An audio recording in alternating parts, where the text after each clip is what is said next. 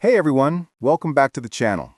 Today we're talking about something pretty exciting in the drone world because for the first time ever, we're about to see true consumer 360-degree drones actually hit the market. And the two names leading the charge are the Antigravity A1 and DJI's rumored Avata 360.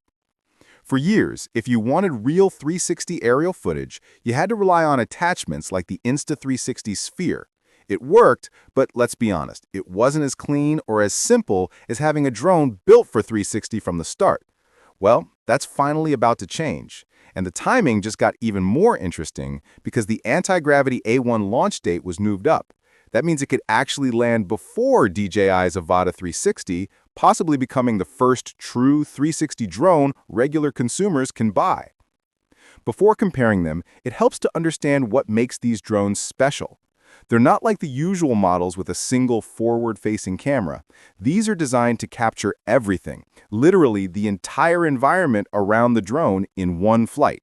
And the magic of 360 footage is that most of the creative decisions happen afterward. You don't have to tilt the gimbal or lock in the perfect angle while you're flying. You just fly, and later you can rotate the shot, zoom into tiny details, reframe scenes, or create completely new angles from the same clip. It's a totally different way to think about drone footage. Now, even though both drones offer 360 capture, they're not approaching it the same way. The A1 is built as a pure 360 camera drone, while the Avata 360 adds an FPV mode on top of it. So you get that fast, immersive, race-style flight experience along with the ability to switch into full 360 shooting. It doesn't make one better than the other, just different, and keep in mind, none of the DJI details are officially confirmed yet. Everything we know about the Avata 360 is based on leaks, while the A1 is an actual prototype. Let's talk size and weight because this matters for a lot of people. The Antigravity A1 is confirmed to be under 250 grams.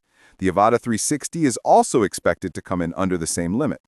For most regions, that means no FAA registration and fewer restrictions, which is great if you want to travel with it or just keep things simple.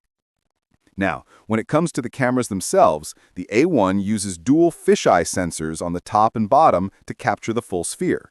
It shoots up to 8K at 30 frames per second, and Insta360 software handles the invisible drone stitching, so the drone basically disappears from the shot.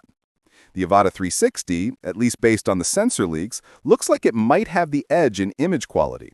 It's rumored to use larger 1.1 1-inch sensors and can apparently switch between a traditional forward-facing FPV camera at 4K 1290 FPS and a full 360 capture mode at 8K 50 FPS.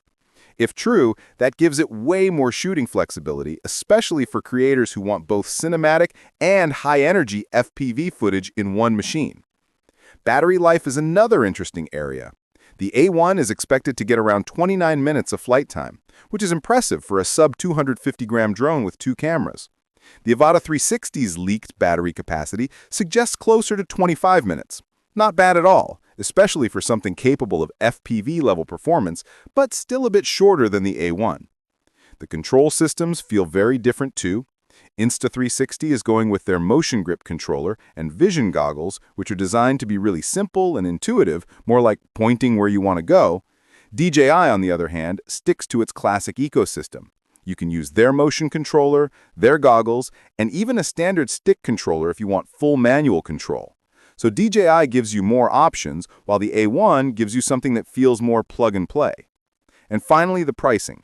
The Antigravity A1 kit, drone, goggles, controller is expected to fall somewhere between $1,300 and $1,700.